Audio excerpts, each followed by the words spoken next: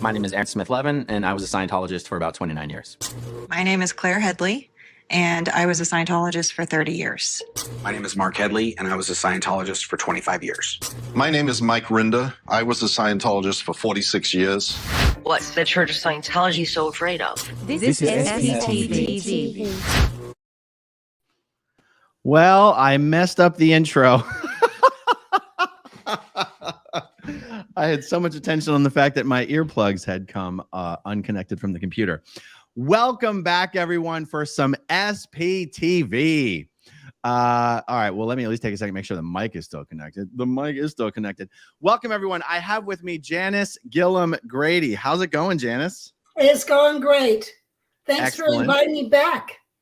Well, of course. So before we get going here, I want to show everybody where to find your YouTube channel. So what we have here is our Scientology stories, Peeling the Onion with Mark Fisher and Janis Gillham Grady. You guys just got started this week. You're up to 1,400 subscribers. You guys have 2 videos there. Yeah.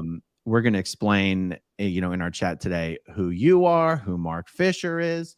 Because Janis, I published an interview with you just the other day on my channel, but the internet is a very, very large place, and it's always safe to assume that everyone you're talking to today, you've never spoken to before.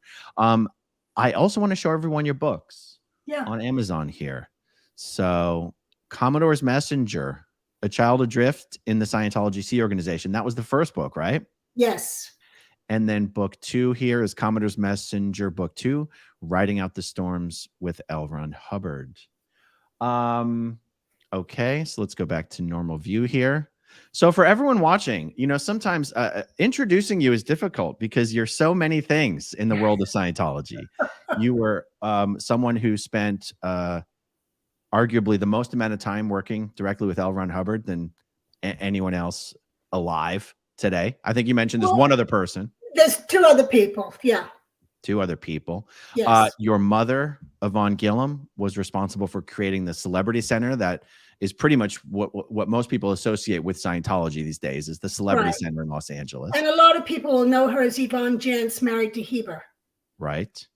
And your father was instrumental in, I want to say, the growth of Scientology in Australia. But is that do I have it right? And America. And America. 200 people would show up for his personal efficiency lectures on Scientology. Wow. He toured all the missions and orgs in the U.S. and he'd tour Mexico. Incredible. So I'm still over here frantically trying to get my freaking earbuds here to connect. So, wow, what an annoying thing to have to deal with here. I'll figure it out probably while we're doing the Q&A here. Okay. I'll put these bad. All right, so let's see. Let's talk about the YouTube channel real quick. You and Mark Fisher, you guys have worked together professionally for a long time. What made you start this channel? We've been watching other people's interviews, and we read different blogs and stuff like that. And we have a lot of history prior to 1990 that nobody ever hears about. And so that's when we were like, we can answer people's questions on that, and we can tell those stories. And of course, I've written the 2 books which cover from 1953 of Scientology starting in Australia and going all the way through to the end of book 2 finishes when we left the Apollo and we moved to America.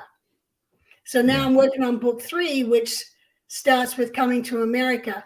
But I've known Mark since probably 76, and then worked with him since around 1980. And then interestingly enough, Paul and I were standing right next to Mark the night we decided to escape. And Mark escaped the same time, and we had no clue. But then he came back and found out we had left, at which point he was like, oh, I'm not crazy if Paul and Janis left. So then he left, and I heard about it. So I called his in-laws in San Diego, and he answered the phone. And we've worked together on the outside ever since. I'm so glad that you guys are going to focus on an earlier era of Scientology, even from a personal level, because it's hard for me to retain information if I don't know the names, the faces, and the posts of the people involved, right? Like once I have a certain framework in place, I have an almost photographic memory of certain things. Once I have a framework upon which to hang information. Okay. And even though I've heard stories from, the 50s, 60s, and 70s, it's almost impossible for me to retain that information. If I hear a name and I don't have a face to go with it, forget it. It's going to go in one ear. I will not retain the story. It wasn't until editing the interview that I did with you, going through it again slowly, that I was like, oh my God, I'm starting to get a framework for which I'm going to be able to like remember these stories and these anecdotes, instead of it just all being this vague cloud. Like, yes, there was a time period before 1993. I don't know anything about it. Right.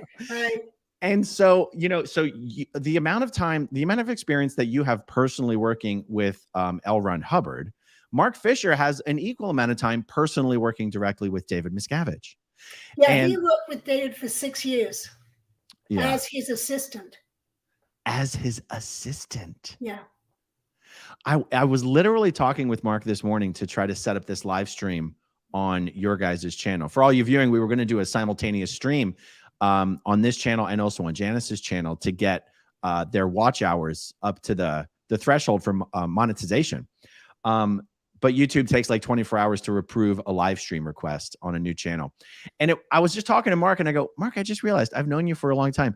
I don't know a damn thing about your Scientology story. And he goes, I know. So I'm super excited to start hearing these stories. Okay. So what I wanted to do was, I know you've done a bunch of interviews. You've been on people's channels. I don't think you've ever done a live Q&A before. Have you? No, I haven't. This is the first. Yeah. And so this will be a great opportunity for the viewers to ask specific questions about the experience of working directly with L. Ron Hubbard. Let's give them the bullet points. How old were you when you went to the flagship Apollo, ostensibly to meet your mother, but by the time you got there, she wasn't there anymore? How old were you when you started working for L. Ron Hubbard on the ship Apollo? Okay. I was 11 years old when I showed up on the ship with my brother and sister. They were 13 and 14, and we had no mother there. So she eventually came back because she was off sailing with Hubbard. And so Mary Sue Hubbard was our legal guardian until our mother got back. Then she, of course, got sent off on more missions. So we were left on our own. And then finally in May, we sailed to Marseille, France, and Hubbard came aboard at that point. And I just turned 12 years old, and he needed someone to run around the ship and find people for him. So his son, Quentin, was selected to do that. And Quentin did like 3 hours. And then I was the director of communications. So I was told I need to go up there. And that was my first experience as a messenger. And then as the director of communications, I would run messages for him. And then as I got new messengers, young people on the ship, I assigned them to doing it. And then he called for me to come back. And then I stuck with him for 6 hours a day, nearly every single day for the next 11 years. Incredible. Okay, so let's start tackling some of these things. So CO Bilf wants to know, do you have any stories or recollections of Maureen, Brigatti, or Carl Heldt? I know the names, but couldn't tell you any stories on them. Where would you know the names from? Do you think they were Sea Org members? Carl Heldt, I believe, was. I don't know on Maureen. But you got to remember, being a messenger and then also being in management, a lot of names go past me. And I even did a whole project for Hubbard of prospective executive resources. And so I studied a lot of files of people and new names and no faces. Yeah. You know, the other thing about the names of women is that people get married and divorced so frequently in the Sea Org, you never quite know who you're talking about. Well, that's why I kept my maiden name in my name. So people knew that I'm the same person. That's great. That is great. Okay, let's look at another one here. Asher Coben. When was the last time you personally saw L. Ron Hubbard? I last saw him in December 1979. I'd been working for him at a location in Hemet that we called X. And then I went on leave to Australia for 4 weeks. When I came back, the messengers who did international management had been transferred to Los Angeles for a while, and Hubbard was still at X. So I got to Los Angeles and stayed there and did not go back up to Hemet until after Hubbard had left with Pat and Annie. Was that upsetting for you? No, not at all. You know, it had been determined beforehand that Pat and Annie would go with him if he left because they were married. And when we were trying to figure out, okay, who's going to go, I was kind of hoping no one looked at me, because if I had to go with Hubbard, then what kind of life would that be? I was young and I just didn't want to go into hiding. Interesting. So you didn't even want to go? No, not when he took off. Was it expected that a time would soon be coming when L. Ron Hubbard was going to disappear? He's done that before. When we were in Clearwater, we lived in Dunedin, and a reporter was snooping around the place, and he took off to DC with Kimmer and Michael Douglas. And then when he got to La Quinta, which I talked about in my previous interview on our channel, we ended up again with him having to take off from there. And when the GO got raided by the FBI, he took off to Sparks, Nevada, and then he came back. So it was already figured that if something happened security-wise, we already had an escape car and, you know, a suitcase packed. We always did that. Wow, of course. And so other than not being disappointed that you weren't the one to go off with Hubbard at that point, when he left at that point, did you have any indication, any idea that you might never see him again? No, and I actually for a long time hoped I would, because as things started worsening at the golden era at the base, and it got crazier and crazier, I always felt that if only I could get a message to him and tell him what was really going on rather than the false reports, I felt he was being fed. Right. So I had always hoped that I could get a hold of him so I could stop the decline of what was going on. Right. There was another question I wanted to ask you about that. Oh, were you disappointed or sad or heartbroken? I'm not sure what the right word would be. Whenever it dawned on you, wow, I might never actually see L. Ron Hubbard again, or was it not that deep? No, it never dawned on me until I was standing there at the Palladium that he died. Oh, wow. Wow, wow, wow. Okay, let's see. Let's tackle another one here. By the way, guys, we're going to do this until 3 p.m. You have a hard stop. You have a hard stop in 45 minutes, Janis? Close. Okay. All right, let's see here. Peace Dog. Do you feel Scientology was better under L. Ron Hubbard and it went down the tubes because of David Miscavige? Or is LRH just as bad as David Miscavige? No, you know, people, there's a lot of, this is a hot potato because there's so much opinion out there. But I would have to say, Mark and I were talking about this, and we were listening to the stories after 1990. And yes, LRH was abusive, but he also let people do their jobs in most cases. And where DM is more sadistic in his abuse. And with Hubbard, you could always sit down and re-explain things to him, and he'd re-look at things, where with DM, it wasn't as easy. And if he decides something, and DM was the type who he would undo a working operation, something that was working well, and he goes, well, this person's doing well over here, maybe they can handle over here. So he destroys one area to try and build up another one. That really is one of the craziest things about what Miscavige has. I mean, look, there's many crazy things, but some prime examples I can think of. When he took Debbie Cook, the most successful captain of the flag service organization, who, whatever, and took her off of that post just so he could bring her up to int management and essentially make mincemeat out of her. That's just, I just can't think of it's.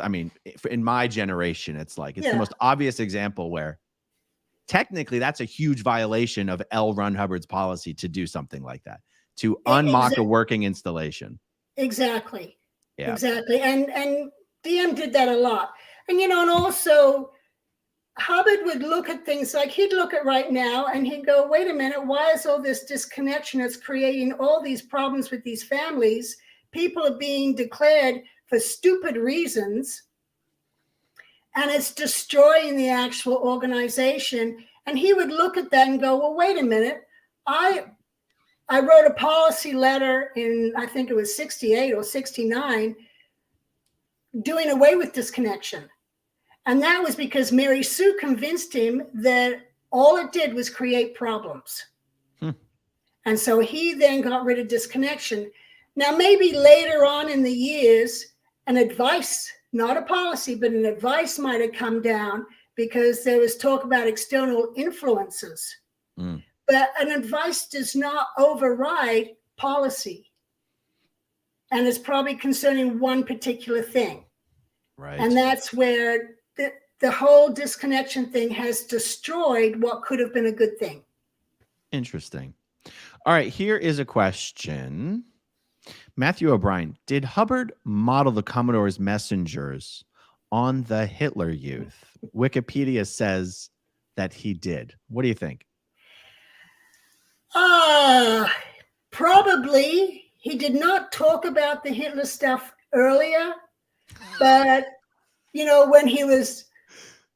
when we were forming and being messengers, and at first we just started running messages. There was no, it was just help, because it was a big ship and it would save him time going up and down all the decks and so forth. And it was easier just to have little feet run everywhere for him.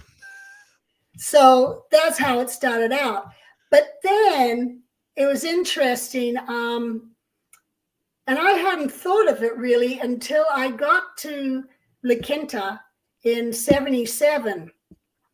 And LRH Hubbard had written to the Guardian's office wanting them to get some orphans around the age of 10 years old that could be adopted and trained as messengers, because that way they're not with parents who would be altering their minds one way, but this way they could be groomed with the Scientology thoughts. L. Ron Hubbard instructed management to adopt the Guardian's office to adopt orphans to work for Scientology. Yes, and come and train as messengers. Oh my God. And that's when it kind of was striking me as to, have I been massaged into this and formed into this? Lil Orphan Janis. Well, he used to call me a waif. A waif? A waif, yeah. Isn't that just like a really tiny person, or? Yeah, it's like being an orphan. It is? I got to look it up now. Define waif.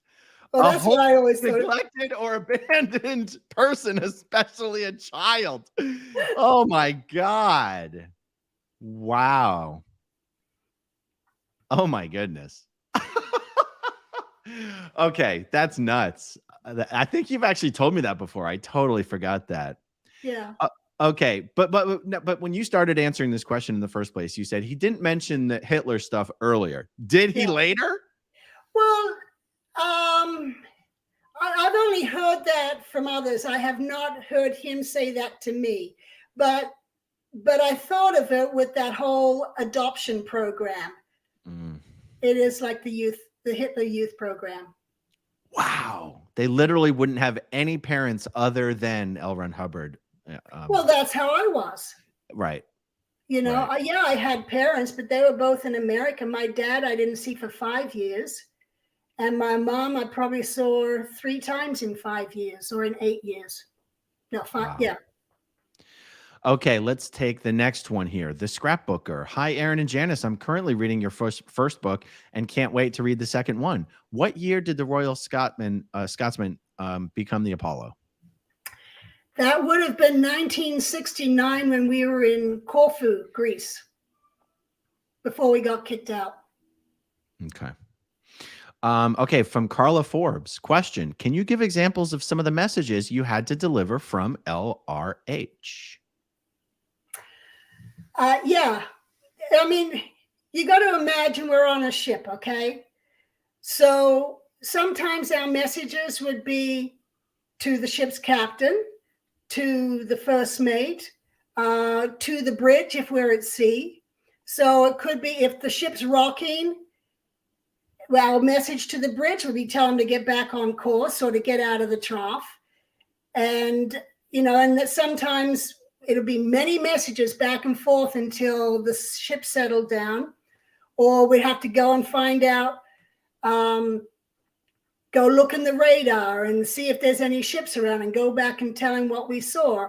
Or we'd go down to management and ask them questions about different Scientology organizations, or we'd go to the ethics officer and ask him what he's doing on inspections around the ship. It was a variety of anything that our messages could be on. So it's funny. I tend to think of like really petty, vindictive examples that would be more appropriate from David Miscavige. But like, would LRH ever send you like, go up to Joe Smith and tell him to go F himself and then spit on him? No. He never told me to go spit on anybody. Okay, But forget the spitting. Forget the spitting. Just go tell him this guy's he's a piece of crap. no. Okay. No, but there was the message runs. There was a Dan Albach who was the LRH audio visual in charge. And he was a fantastic musician. And also he did a lot of the editing of the LRH lectures. And Dan would be on a roller coaster in his relationship with Hubbard. Sometimes he would be praised for the work he's done. Sometimes he'd be in trouble for it. And he actually was given Karkan status. There's nothing like kicking yourself out of your own live stream. Is that what you did? Go ahead. Anyway, so Dan had gotten Karkan status, which is 10 lives. And then he did something that Hubbard got really mad about. And I don't even remember what it was. But I did a whole series of message runs down to Dan, and each run was to take a life away from him. So, and it was like, yeah, the guy just got awarded 10 lives. And this, whatever it was he did, it ended up with each message run, you've just lost another life. That's the message? You've just lost another life. And then I'd go back up, okay, I told him he just lost another life. And well, go tell him, go ask about blah, blah. And then I go answer that. Well, tell him he just lost a second life. And it was just back and forth telling him he's losing lives. That's actually really funny. Okay, Andrew Humphrey wants to know, Were there ever any assassination attempts against L. Ron Hubbard? No. Okay. Here's one from Catherine Churchill. Question, Janis, you said L. Ron Hubbard was not referred to as source prior to his motorcycle accident. Then things started to change. I wonder if he had a brain injury. Is that actually what you said? Yes. Well, after he had the motorbike accident, that's when I started noticing the change in him. And because before that, he was founder, and he always said that the technology was already there, and he just founded it and put it in a workable system. But then when he was recovering from this motorbike accident injury, as he was slowly getting better, he decided to send out the source missions. And that's when he never referred to himself anymore as founder. He was source. And I don't think there was brain injury, but, he messed up his shoulder really bad and cracked some ribs. He had his camera bag under his arm, and that went in. And that's a whole nother story. That I'll tell the story of that motorbike accident and what messengers went through in trying to help him heal from it. It was a nightmare. Kim Wiseman wants to know, how old was he when the accident happened? Oh, wow. If you can remember the year, I can help you with the math. I grew up in a cult, but I can use a calculator. Yeah, it was 73. 73. So minus 11. So he was 62. Yeah. It's funny. That doesn't sound very old to me. That's younger than what I am.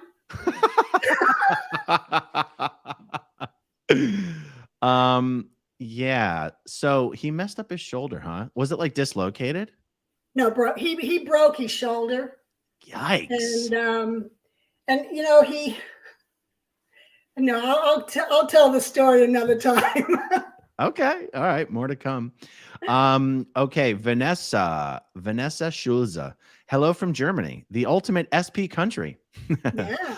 I loved the podcasts you did. Will there be any more? Are there any info you want to tell but couldn't? SPTV, keep on fighting. Love all your shows. Maybe Vanessa didn't catch the beginning where Janis now has her own YouTube channel, which you can find a link to in the description down below. So in other words, you're going to be getting endless amounts of stories from Janis and Mark Fisher. Yeah. But let's see. Let's break this question down a little bit. Will there be any more? Yes. Is there any information you wanted to tell but couldn't? I'm not sure exactly what that refers to, but does anything come to mind that you think answers this question? No, I mean, if I was inside Scientology, there'd be stuff I wouldn't want to tell, but I've been out for over 30 years, so they have no hold on me. Yeah. And also you're telling everything in your books. Yeah, most of it's already in my books. Yeah, very cool. Thank you for the super chat, Vanessa Schulze. Let's see. Next one here is Chris OC. Hi, Janis and Aaron. Do either one of you know whatever happened to Lauren Hollander? She was that little girl in the Golden Age of Tech videos doing the TRs and metering demos. I remember those. I asked Mike last week and he did not know. You know what? That was after my time. Yeah. So I know who you're talking about, but I only know her from those videos. I've never known or met Lauren Hollander. I don't even know if she's still in Scientology, but maybe she watches SPTV. And Lauren, if you're out there, email me at growingupinscientology@gmail.com. I want to hear all about what went into the making of those Golden Age of Tech videos. Okay, here's a funny one.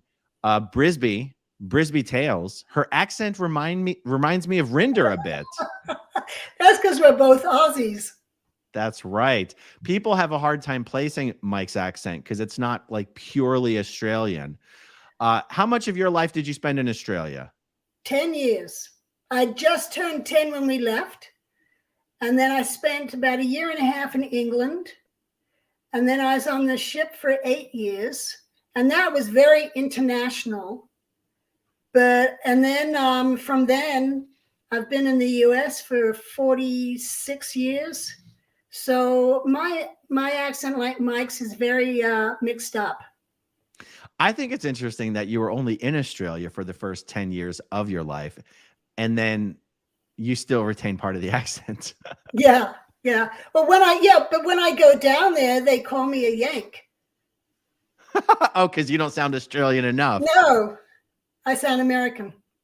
Huh. Okay, let's see. We've got the next one here.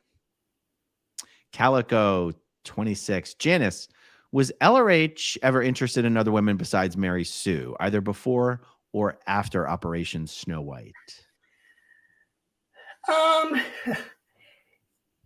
I covered in my book where I was not there, but it was told to me by several other crew members from the Avon River, where my mother was, that Hubbard had hit on her several times. So, but she never had an affair with him or anything like that. And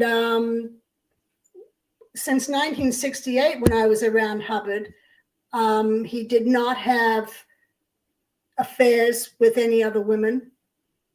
He was on the ship. Mary Sue was on the ship. They had cabins right next to each other, and they pretty much just went between the same two decks. And there was messengers with Hubbard pretty much 24 hours a day.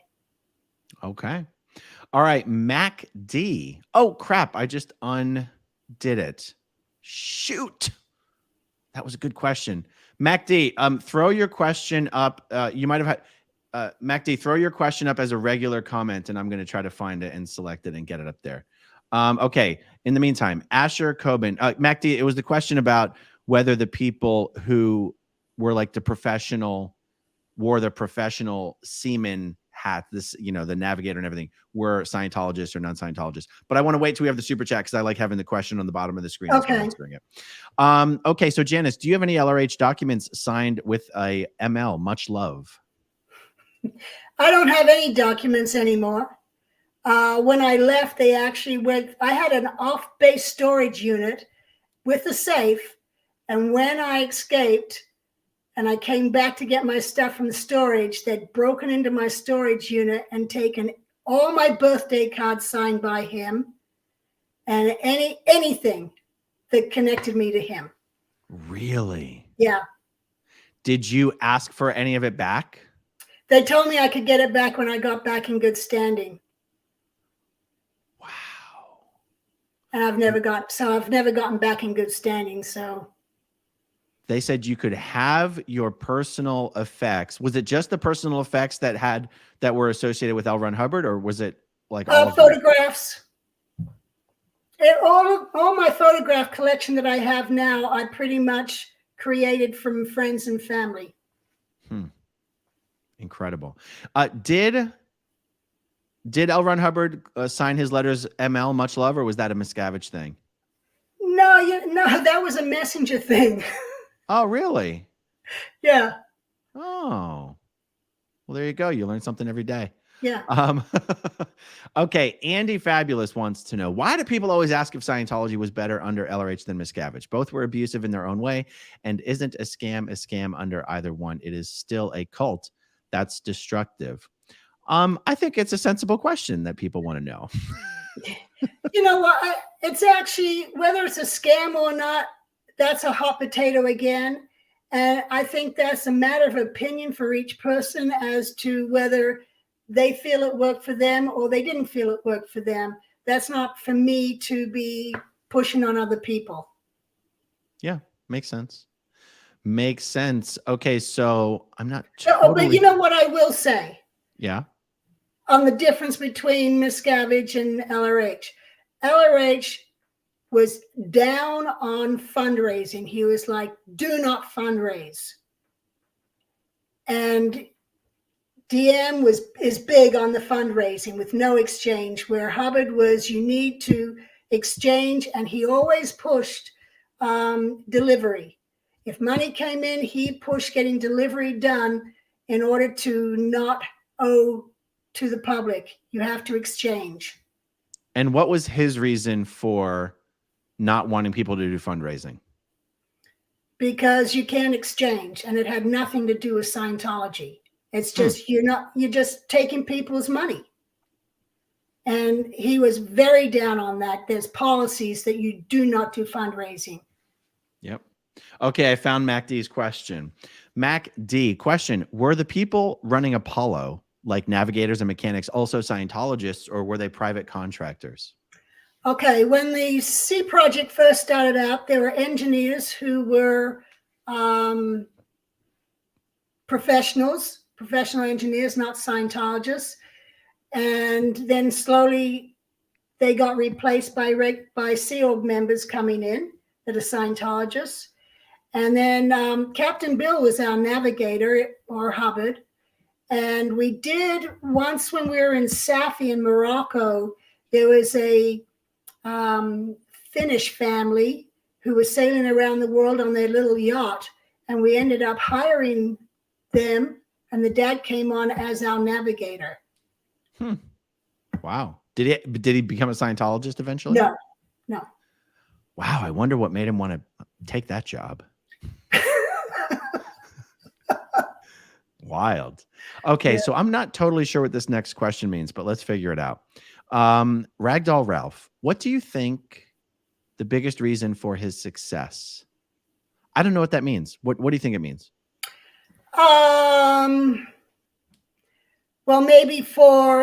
Well, Hubbard actually expanded Scientology over DM, who has made it smaller. Okay. Yeah, why do you think Scientology expanded under L. Ron Hubbard's leadership? He was very big on marketing. And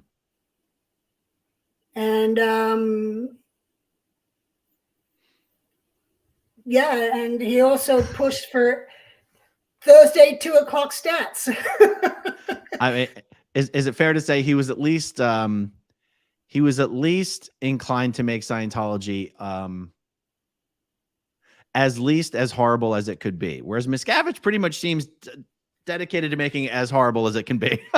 You know what? DM is not a Scientologist per what one would expect. Yeah, I know what you mean. Okay, so here we go. Lena on Me Always, just for giggles.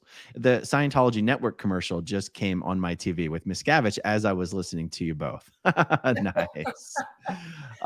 Okay, Silver Spoon question. Describe a couple of your fair game experiences. All right, well, you only get one, Silver Spoon. Janis, what's a fair game experience that you had? Well, we had the PIs. We have gone through 2 PIs working for us in our mortgage company here in Las Vegas. And who else knows who my paid friends are? You know, we kind of suspect certain friends and wonder. And I have had different things happen. You know, I sell on Amazon and I get a notice suspending me. And I'm like, Amazon then can't give me evidence of the complaint.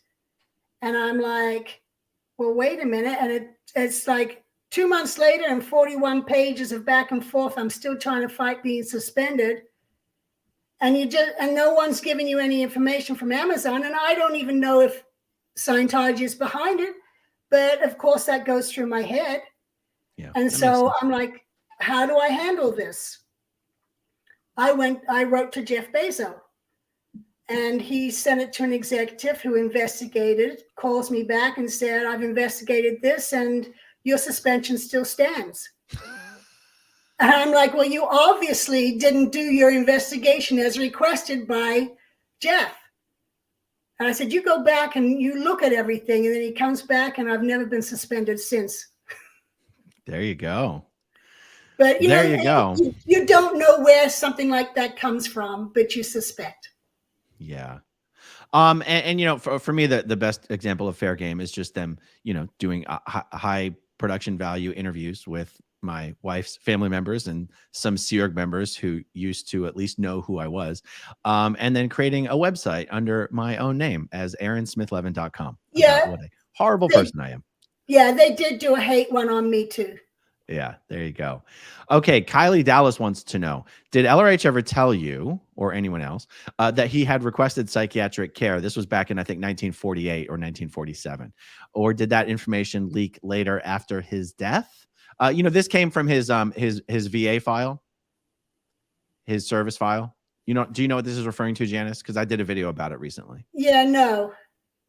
There was a letter in L. Ron Hubbard's service file where he had written a letter to the VA. This was in, I think, about 2.5 years before Dianetics was published, basically begging for psychiatric care, specifically psychoanalysis to handle his depression. And it might have even had some suicidal ideation in that letter. Anyway, you guys weren't aware of anything like that, were you? No, that wouldn't have even come up. We weren't into digging into his past. We just dealt with him on a daily basis. Right. Makes sense. Okay, let's see. John. A rumor around the San Francisco org in the mid-70s claimed that L. Ron Hubbard insisted that his laundry needed to be washed 7 times. Is that true? Yes. And it wasn't washed 7 times. It was rinsed 7 times, maybe sometimes even 20 times. It was a nightmare. No matter what clothes you pulled out of the closet for him, he thought it smelled. And then the messengers and the stewards, because the stewards didn't rinse them enough, then all the messengers were down there rinsing his shirts because the stewards didn't handle it. We're now doing it. And it went on and on and on. It was, just terrible. Wow. It's funny. One thought I have on that is L. Ron Hubbard smoked like a chimney. How in the hell does he know what his clothes smelled like? When you have cigarette smoke up your nose all the time, that has a huge effect on your ability to smell anything. Like, smokers don't even realize how bad they smell because they can't smell it. So the irony of him being like, these clothes, I dare say, they stink. Yeah. Well, I'll be honest. There were times where I would just kind of I'm like fishing for an answer as to where a smell has come from, that he's yelling about. And then it'll be, so-and-so was cooking fish or is coming from the dock from a restaurant. Or, it was like, you have to just sometimes pull something out of your hat. Yeah. Guys, I'm seeing some comments in the live stream about comments or super chats being blocked. Anything that's happening is being done automatically by YouTube. I don't even know how to block or a question or whatever, other than like blocking a person, which I'm not doing. So there you go.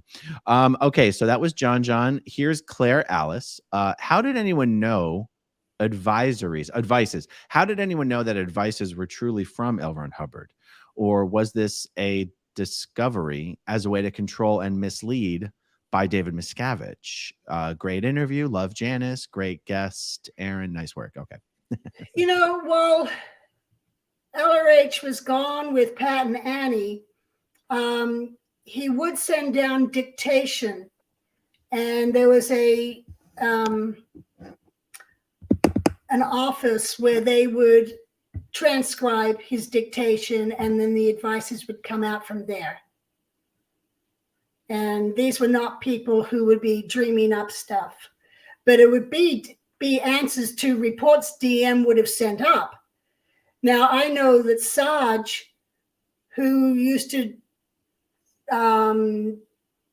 do deliveries between LRH's location and us, per Sarge, there are times that DM and Pat would sit in the van and rechange people's reports that were sent to LRH. So, of course, the advices coming back are based off what Pat and Dave changed things to. Interesting. Okay, so here is one from Bach Buddy. Was Janis in any of the Scientology films that they later had to edit her out of? I was in a few of them, but they were the ones that they never released. Oh. But my husband Paul, that just done a whole film with him as the star, and it was in the can and all ready to go, and then we blew. Which film? Which film was he in? I don't remember what it was. Maybe Mark will remember, because then they had to scratch that because Paul's now blowing. And ladies and gentlemen, that is why Scientology stopped using Scientologists in their films. Okay, so here's a funny one. Rinder says bean, like we say bin. Yes. How have you been? Yeah, I don't know. Now I've got attention on it. Well, how do you say it? Say, hey, how have you been? How have you been? Been. Okay, yeah. Mike says bean.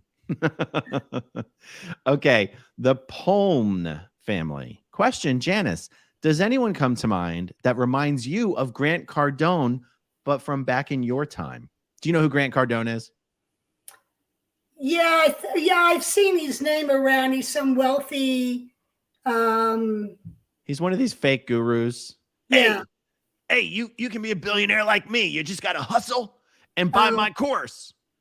Oh, no. Oh, now you don't know who I'm talking about? No, I do know who you're talking about, but we didn't have anyone like that. Got it. And is this for his own course? Yeah, he sells, and he's got Cardone University where you can learn how to be a marketer and learn how to hustle, basically. Do you want to learn how to hustle, Janis? For only $2.99. Actually, for you this week, it's free. You can join my course in Cardone University. He's just such a whatever. Okay, so the answer to this one was no. Okay, just Lisa. Janis almost sounds like she's from Brooklyn. I've had people say that, from Brooklyn, from the Bronx, from Boston. Gary Jackson Morehead has an over he'd like to get off his chest. Sorry for taking your stuff, Janis. Oh, yeah. He's the one that broke into my storage unit. Is he the one who told you could get it back when you're in good standing? No, that was Mike Sutter. Oh. Yeah. Jackson, you're forgiven. Oh, boy. Okay, Dora, the Explorer, wants to know, is it possible that you consider it a positive that you got to see so much of the world at such a young age, even though you were working? Yeah, I had a different life. I don't know what I would have turned out to be like if I'd just grown up in Australia. So I am who I am, and I'm happy with who I am. Cool. Okay, let's take the next one. Jennifer Horton. Given L. Ron Hubbard's well-documented racism, was it surprising when Tom Cruise adopted his son, Connor, who is black? Connor is black. Yeah, I don't know what that has to do with anything. Okay, so I think I know why someone's making this connection, but I think it's also worth discussing why the connection doesn't exist. So L. Ron Hubbard as an individual was probably standard racist for his time. Like, apparently they had to edit him saying the N-word out of a bunch of lectures and stuff like that. I don't think it's a stretch to say that was pretty common language in the 50s and 60s, correct? I mean, I'm not making an excuse here, but times do change. Okay. Yes. L. Ron Hubbard as an individual, there's plenty of things you can point to where you're like, oh, dude, this guy's actually probably racist. I mean, hell, you could just take the fact that he chose to use the word wog as the word for non-Scientologist. He knew damn well that was a racial slur. Yes. Like him having spent so much time in Europe and in London, there's no way he did not know that was a racial slur. And he chose to use that as the word for non-Scientologists. Right. However, I can say that my experience studying Scientology did not leave me with the impression that any race was any less than any other race, regardless of what he might have said about members of a certain South African tribe. Like, I'm going to go on a little bit of a tangent here. Anything L. Ron Hubbard said about South Africans applied in Scientology to white South Africans just as much as it applied to black South Africans. Like he said, actually, did he say something about a black South African's withholds don't read on the e-meter? because of their moral code or something. Right? Am I getting that right? Yes. Well, it's Okay. because what does one see? Yes. So that, but and again, I'm probably opening myself up to a lot of criticism here. Even in that statement, he said black South Africans. He didn't say all black people. You go, whoa, Aaron, you're excusing racism. L. Ron Hubbard was probably about standard racist for his time. But if you look at the what Scientology teaches you, which is that we are all immortal spiritual beings. There's no Thetans don't have races. Right. Your body is unimportant. Your heritage is unimportant. Your ethnicity is unimportant in Scientology. And so I guess what I'm trying to say is, even if L. Ron Hubbard as an individual was racist, Scientology as a belief system does not teach racism. Correct. So Tom Cruise being a dedicated Scientologist would not just by virtue be racist. It's not... I know Scientologists who were pretty racist, but they didn't get it from Scientology. They got it from their upbringing. Right. And you know, the LRH secretary, who was the typist, she was a black lady from America. And her husband, he was the trombone player in the Musicians. And there were not a lot, but we did have a few on the ship, and they were treated the same as anybody else. What was the name? I didn't know there was did you say she was his typist? Yeah, she was the secretary, and she would transcribe things. What was her name? Alethea Taylor. I've never heard that name before. Well, she actually got in touch with me over the years, and she showed up for my 50th birthday party where we had a lot of old timers, and she actually was the plant. No. Yes, and she was reporting on everybody that showed up at my birthday party, and then a few years later, Lois runs into her at AOLA in LA, and she was back on lines. Who's Lois? Lois Riesdorf. She was a messenger with me. So this woman who was LRH's typist spied on you, but so when she showed up to your birthday and was in touch with you, was she pretending that she was like out of Scientology completely and whatever? Yes. Do you think she was specifically sent in to spy on you? Yes. Wow. You know, I've heard from other people too who've been around a long time that one of them was telling me how after he left, he actually was part of a squirrel group for 8 years, reporting on that squirrel group. Yeah.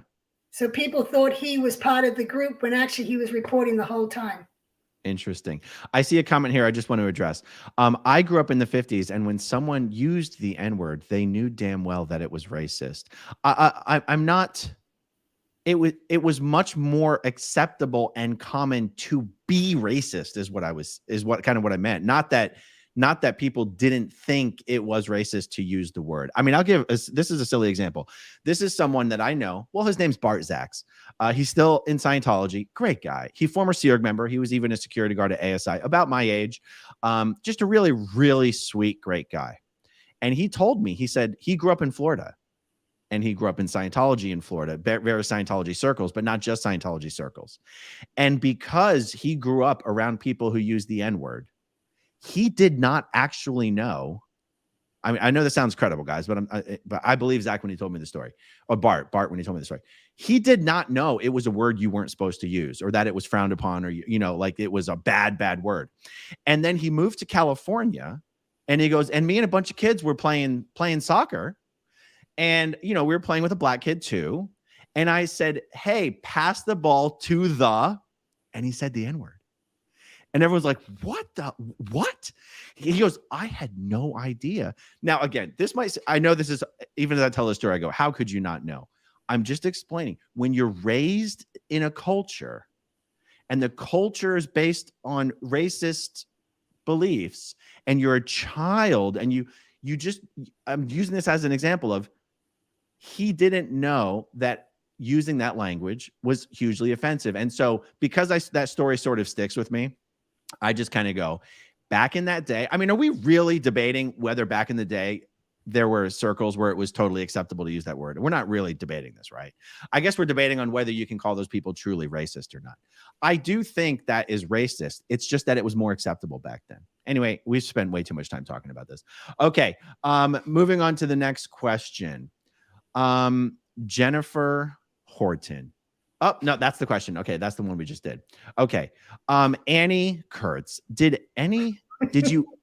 you ever hit a bad storm at sea? Oh yeah, we hit many, but there was one that was a major hurricane, and I actually tell it in my book. It's the end of my first book, where it's kind of, I feel relief as we're sailing away from the Azores out of the storm. But I mean, it was like watching those deep sea fishing movies, series that they have. It was scary. And going from Hubbard's office to the bridge, you had to go outside, and we are pitching and rolling, and it was like, and I had to go to the bridge many times on a message run. And I remember hanging onto the rail and walking myself up the deck and looking over the side. And if I let go, I would have just slid right into the ocean. Terrifying. And the lookout on the flying bridge was tied to the rail, or they would have gone over the side. It is amazing people didn't die on the Apollo. I know, it is. It is. Did anyone die? What? We had some deaths of old age. But no, due to accidents. Not due to accidents? No, not due to accidents. It was amazing. I think the Incredible. most that someone lost was 2 fingers. Oh, is that all? Was it from a rope? Yeah. Oh. Yeah, we were docking. Oh, good Lord. Yeah. Okay, Lydia Von Stretchclaw. Question. John Atek thought the smell aversion might be linked to a form of epilepsy. Janis, did you see anything which could suggest epilepsy? No. Okay. No. My husband thought it was candida. Candida? Isn't that when you get like yeast in the mouth? Yeah. Thing? Like babies get it? Or like a yeast infection of some sort. Huh. Does that affect? Actually, here is a comment that sort of on this subject, which Anon, perfume was forbidden. This is what cracks me up at him saying, my clothes still smell. What do they smell like, Ron? You? Do they smell like your stinky ass? That's what you're complaining about? You're the one who, you don't want any sense added to this stuff, and you're complaining your clothes still smell like you? Wait, then what were you guys cleaning? It's not soap that was forbidden. It was just scented soap. Yeah, the scented soap was forbidden. Perfume was forbidden, except his daughter Diana would always just spray it all over her. She would? Oh, yeah. She was the only person that would not comply with that order of no perfume. Would she get in trouble for it? Nope. Really? Yep. Never got in trouble for it. Wow. Okay, I know we're coming up on our time here. Here's just a few more. Asher Coben. Any chance L. Ron Hubbard's 1982 Bluebird motorhome still exists?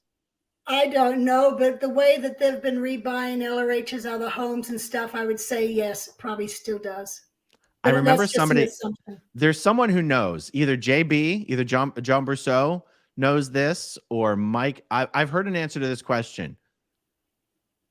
I don't want to misremember it. I feel like the answer is yes, it does still exist, but I could easily just be misremembering this story. Okay, Matt Hawkins. Does Janis still consider herself a Scientologist? No.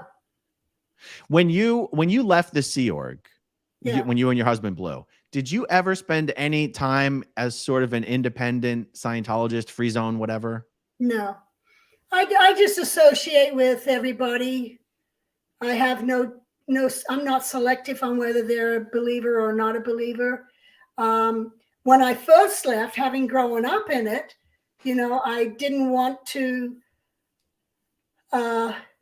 ruin my eternity, and I had become, I would have to say I used Scientology as a crutch to get through life in the Sea Org. I used auditing as a crutch because I hated my boss. well, hated is a strong word, but I disliked him. And I just wait to get in the session to talk about him. But and I didn't, and when I was going to leave, I was like, how am I going to get along in life without my daily sessions? And that's when I realized it had become a crutch.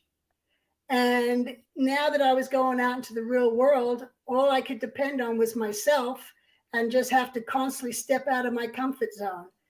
And that's why my YouTube channel, we call it Peeling the Onion, because it comes off in layers of your independency of Scientology technology. Absolutely. Okay. We're going to wrap it up with, Jackson says, when I left in 97, the Bluebird bus was still up there at Bonneview with the other Hubbard cars. I used to walk through it often. Well, then it's definitely still there. Believe me, they ain't destroying that thing. And the very last one, and we'll wrap it up. Andrew Hogg says, I'm going to New York City in a few weeks. Is there any way the Aftermath Foundation can send me cards to put on the street close to the org? Andrew, what you want to do here, send an email to volunteer@theaftermathfoundation.org. Give your mailing address and request business cards, and they will be sent out to you promptly and forthwith. All right, so let me hide this one. All right, everyone. So this has been Janis Gillham Grady. Subscribe to her YouTube channel, Our Scientology Stories, Peeling the Onion. There's a link to it in the description down below, and you're going to get an unbelievable amount of stories from Janis and Mark Fisher about L. Ron Hubbard and David Miscavige, one of the newest additions to the SP TV network. And I can't wait. It's going to be fantastic. All right, everyone. Thanks for watching. Thanks to everyone who watches until the very end, and we will talk to you soon. Hope you enjoyed it. I'll talk more with you later. Thank you. Okay, if you want to see my rock and roll songs, click right on this guitar. And if you want to see a different one of my videos,